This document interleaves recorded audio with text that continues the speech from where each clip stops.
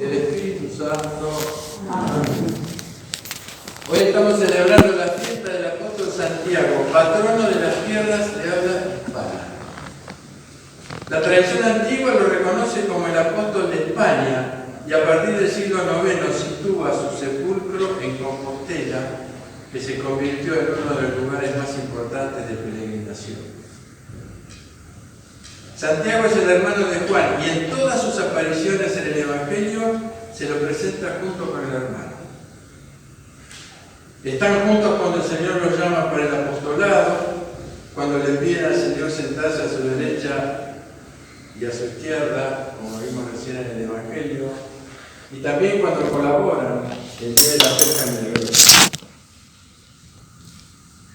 Es el primer mártir entre los 12 apóstoles respondiendo en acto a la pregunta de Jesús que oímos en el Evangelio de hoy.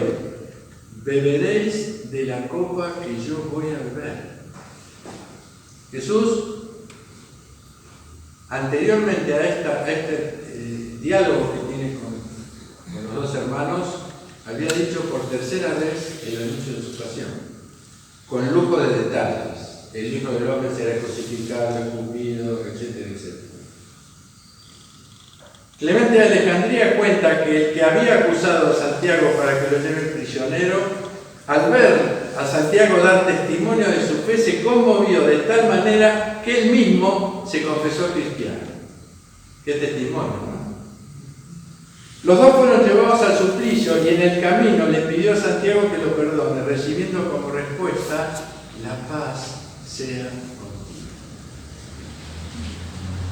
Según el texto que hemos oído del relato de su martirio, Santiago nace al cielo en los días de la Pascua, tal cual como sucedió con nuestro padre Jacques, que significa Santiago, que siguiendo el camino de su santo patrón nació al cielo en la noche pascual celebrada por las iglesias ortodoxas orientales. Qué hermoso signo, ¿no? A imagen de su patrono, nuestro padre Jacques también hizo su peregrinaje por las tierras de habla hispana, plantando en la Argentina nuestra pequeña iglesia que permanece viva a pesar de las pruebas y de los abandonos de algunos y de nuestra falta de amor y de entusiasmo por la tarea evangélica. Hemos oído repetidamente tanto las letanías como el himno de Santiago que bebió de la copa del reino. Y en la primera lectura de Isaías oímos que Dios habla de la copa inflamada, de la copa de la ira, como la denomina posteriormente, y del cáliz del vértigo. Esta copa. En el tiempo del profeta, Jerusalén fue destruida junto con su pueblo, y su pueblo condenado al exilio, fruto de los actos de infidelidad y de la sordera ante las advertencias de Dios a través de los profetas. Este cáliz revela lo que las Escrituras denominan la ira de Dios y su consecuencia, que es el vértigo de su ausencia. La ira de Dios no es un castigo, por favor, no es un castigo. Es un tiempo en el que Dios nos deja abandonados a nuestras fuerzas, enfrentados con las consecuencias de nuestros actos que se quieren independizar de Dios. Usando la autonomía, palabra sumamente valorada en este siglo. Antes no era tan valorada. La palabra teonomía era la más valorada, porque significa la voluntad de Dios. Y la tremenda desgracia es que nosotros tomamos estos actos como castigos, como abandonos indiferentes del Señor, ignorando que Él permanece sin intervenir, esperando lo que oímos al principio de la lectura: despiértate, despiértate y levántate. No podemos entender el silencio de Dios como una posibilidad de crecimiento y no como un enojo porque no le hicimos caso. Es ridículo. Dios se va a enojar porque no le hicimos caso. No podemos ver que la mirada de Dios siempre está ofrecida a cada uno de nosotros y que a veces su silencio es la palabra adecuada para nuestra sordera.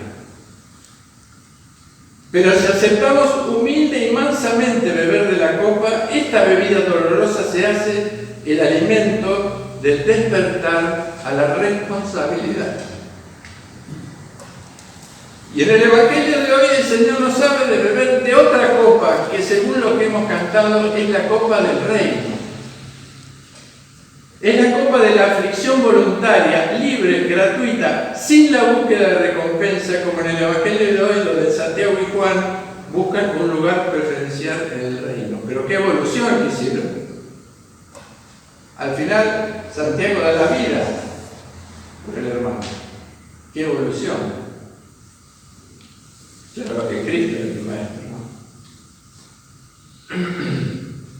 Es la copa que Jesús bebió hasta la última gota, absorbiendo toda la perversión de la justicia humana en su peregrinación hasta la cruz. Sin embargo, hay una visión más prodigiosa de esta copa que es al mismo tiempo dolorosa y resplandeciente. Una vivencia de 3 tiempos espirituales: el gozo, el dolor y la gloria. Son las 3 experiencias que Jesús comparte con Pedro, Santiago y Juan, que oímos en los laudes, haciéndolos testigos del gozo del despertar de la hija de Jairo, del dolor de la pasión en el huerto de los olivos y de la gloria de la transfiguración en el monte Hermón. Jesucristo, que habiendo sido primero, nos ofrece que lo acompañemos en su camino de salvación de la humanidad, bebiendo con Él de la copa de la ofrenda del santo y del inocente.